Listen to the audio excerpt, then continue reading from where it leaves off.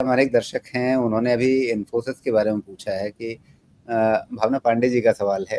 वो इन्फोसिस में निवेशक हैं 1200 के भाव से। तो उन्होंने पूछा है कि क्या यहाँ पे निकलना चाहिए या फिर आने वाले दिनों में किस तरह की उम्मीद करें, ये सवाल है उनका। बिल्कुल, तो देखिए मुझे लगता है कि इन्फोसिस में देखिए शॉर्ट टर्म में ऐसा कोई बड़ा ट्रिगर है नहीं। शॉर्ट टर्म में अभी भी ये सेक्टर में ये पर्टिकुलर जितनी भी कंपनीज़ है वो इसी बात के बेसिस पे थोड़ा-सा कन्फ्यूजन में है कि जो एआई करके जो एक बड़ा मैं कहूँगा कि एनिमल मार्केट में आया हुआ है, जिसकी वजह से क्या हो रहा है कि अ, थोड़ा मुश्किल हो रहा है कि ये आगे जाके ओवरऑल पूरे वर्ल्ड में इसका कैसे इम्पैक्ट आएगा और स्पेसिफिकली उसका इम्पैक्ट फिर आईटी सेक्टर पे कैसे आता है। कितने वर्कफोर्स को ये कम करने की कोशिश करेगा या तो कितने जॉब को ये कम करने की कोशिश करेगा, अभी तक उसका आकलन करना बहुत मुश्किल है। लेकिन मैंने हमेशा देखा है कि मार्केट में जो भी डिफिकल्टीज हो, कोई भी डिफिकल्टीज हो, उस डिफिकल्टीज को फेस करने के लिए और उसे कैसे टैकल करना है, उसके ऊपर हमेशा ये जो बड़े टॉप कंपनीज होते हैं, टॉप कॉर्पोरेट्स होते हैं, उनकी एक स्ट्रैटेजी बनती है और वो उस पर्टिकुलर स्ट्रैटेजी को अच्छी तरीके से टैकल कर लेते हैं। मैंने कई सारे ऐसे साइकिल्स देखे जिसमें डॉट कॉम बबल आया था, फिर उसके बाद हमने देखा था कि यूएस में काफ़ी बड़ा एक रिसेशनरी ट्रेंड बना हुआ था 2008-9 के बाद।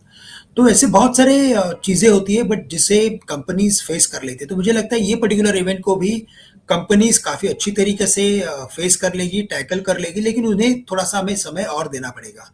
तो वैल्यूएशन मैट्रिक्स में देखें तो टीसीएस, इन्फोसिस ये सभी स्टॉक्स काफ़ी अच्छे वैल्यूएशंस पे अवेलेबल है। फ्यूचर विजिबिलिटी थोड़ी-सी कम है जिसकी वजह से आप देख रहे हो कि उनमें जो एक्टिविटी है वो काफ़ी म्यूटेड है। तो मैं कहूँगा कम से कम 8 से 15 महीने का व्यू रखें या तो 12 से 15 महीने का व्यू रखें। तो आईटी स्टॉक्स में मुझे लगता है कि काफ़ी अच्छे रिटर्न्स देखने मिल सकते हैं। लेकिन with a very short term view मैं यही कहूँगा कि अगर कोई भी करेक्शन अगर आता है, तो इसमें थोड़ा और निवेश बढ़ाना चाहिए। जी, वैसे भावना जी का निवेश तो काफ़ी अच्छे लेवल पे है, 1200 पे उन्होंने खरीदा है और मैं देखने की कोशिश कर रहा था 1200 का भाव उन्हें कब मिला होगा, तो हो सकता है कि शायद उन्होंने इसे खरीदा हो 2023 में। लेकिन उसके बाद काफ़ी अच्छा भाव देखने के बाद 2000 जैसे भाव बिल्कुल। देखने के बाद उनके लिए एक फ्रस्ट्रेटिंग पीरियड भी रहा है। तो तो राजीव ऐसे जी ऐसे ही में होता है कि जब हम बड़े लेवल्स देख लेते हैं, जैसे उन्होंने देख लिया था 1800-1900 के प्राइसेस देख लिए, उसके बाद अभी 1500 आ गया है, 1600 जी, आ गया है, तो अभी 1600 में क्या करना चाहिए? मैं बुक कर लूँ प्रॉफिट के बिकॉज़ प्रॉफिट में रहता है ना कोई भी इन्वेस्टर, बिल्कुल। तो उसमें क्या होता है ना कि वो एक अनसर्टेनिटी बनी रहती है कि मैं प्रॉफिट लूँ कि नहीं लूँ करके।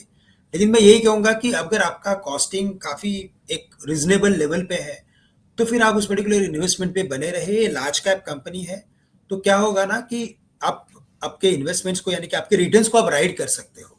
जी। तो आप इसमें बने रहे। श्रीकांत, हम अक्सर अपने चर्चा में एक कोना निकाल लेते हैं पाठशाला का, और ये बहुत बढ़िया एग्जाम्पल है पाठशाला के एक प्रश्न के लिए। और वो ये है कि एक निवेशक, जब आप किसी बढ़िया ब्लू चिप कंपनी में हैं जहां पर आपने बढ़िया लेवल पे खरीदा हुआ है, और उसके बाद आपने बहुत ऊपर के लेवल देखे और उसके बाद बहुत भारी करेक्शन भी देखा, उसके बाद आपके मन में अनिश्चितता हो जाती है। आपके मन में वो 2000 का लेवल भी अटका हुआ है और नीचे आपने जहां पे खरीदा हुआ है उसका एक कंफर्ट भी आपके मन में है, लेकिन 2 साल आपने समय दे दिया, आपको उस हिसाब से रिटर्न नहीं बना, या 2000 पे आप बेचना चाहिए था। आज आप देखें चार्ट को तो लगता है कि हाँ 2000 पे बेच लेना चाहिए था, उस समय नहीं लग रहा होगा। तो ये सारी चीजें इन्वेस्टर को कंफ्यूज करके रखती हैं। इस कंफ्यूजन से कैसे निकलना चाहिए? देखिए, तो इस कन्फ्यूजन से निकलने का रास्ता बहुत ही आसान है। मैंने देखा है कई बार कि मार्केट में हमें कुछ डिसीजन लेने के लिए काफ़ी सारा कन्फ्यूजन होता है और हमें यही लगता है कि मैं कितने कॉम्प्लिकेटेड फॉर्मूलाज को यूज़ करूँ या तो फॉलो करूँ सो दैट मुझे इसका एक प्रॉपर आंसर मिलेगा, लेकिन प्रॉपर आंसर नाम की ऐसी कोई बात होती नहीं है। जो भी होता है वो आपको एक एक व्यू बनाना पड़ता है बेस्ड ऑन करंट सर्कमटेंसेस। तो मैं करंट सर्कमटेंसेस में मैं हमेशा ये सोचता हूँ कि अगर मेरे पास अगर इन्फोसिस है, तो बिकॉज कि अच्छा मेरा पूरा का पूरा कैपिटल अगर राजीव जी एक ही स्टॉक में है और एक ही सेक्टर में है, तो फिर मुझे उसे डाइवर्सिफाई करना बहुत जरूरी है। तो जी। जैसे भावना जी की बात अभी बन रही है कि अगर उन्होंने इन्फोसिस लिया हुआ है 1200 में, लेकिन अगर उनका एंटायर कैपिटल का 90% पकड़ लीजिए इन्फोसिस में ही अगर है, तो डेफिनेटली उन्हें उसमें से कुछ पोजीशन को, कुछ इन्वेस्टमेंट्स को कम करना ज़रूरी है। बाकी सेक्टर्स की तरफ देखना ज़रूरी है, उसमें वो आपके मीन्स जो जितना आप कैपिटल कम करोगे, उसे आपको डाइवर्सिफ़ाई करना बहुत ज़्यादा ज़रूरी है। लेकिन अगर आपने काफ़ी अच्छी तरीके से डाइवर्सिफ़ाई किया और अगर आपके पास इन्फोसिस भी अगर है, तो उस केस में आपको देखना है कि विदिन द सेक्टर कोई स्टॉक है क्या कि जिसमें आप इन्वेस्ट करके चल सकते हैं। जी, अगर आप लार्ज कैप लेके रखे हो तो लार्ज कैप में कोई लार्ज कैप स्टॉक है क्या?